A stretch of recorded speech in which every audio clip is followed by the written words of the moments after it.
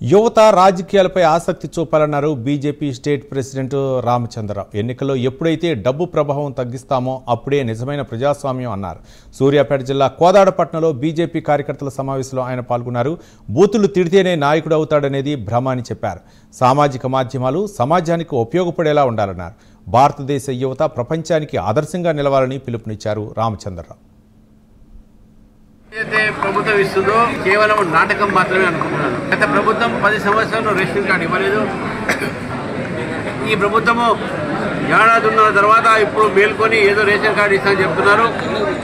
Ration కార్డులో కూడా మోదీ గారు ఫోటో పెట్టలేదు. మోదీ గారు ఫోటో ఎందుకున్నారంటే ప్రధానమంత్రి గరీబ్ కళ్యాణ్ యోజన కింద ఈరోజు 5 కిలోల బియ్యం అయితే ఏంటి, గోధుమలు అయితే ఏంటి, 1 కిలో పప్పు అయితే ఏంటి ఉచితంగా ఇచ్చేది కేంద్ర ప్రభుత్వం.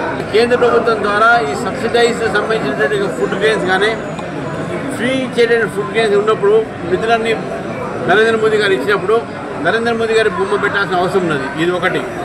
రెండోది, ఈవెంట్ లాగానే ఏదో గ్రామాల్లో 10 రేషన్ కార్డు పంచడంలో అర్థం లేదు. తెలంగాణలో ప్రతి అర్హుడికి రేషన్ కార్డు ఇవ్వాలి.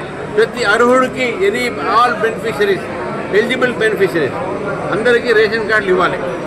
రేషన్ కార్డుతో పాటు ఏదైతే దళారీ వ్యవస్థతోని రేషన్ కార్డు పంపిణీ చేస్తుందో ఆ దళారీ వ్యవస్థని కూడా ప్రభుత్వము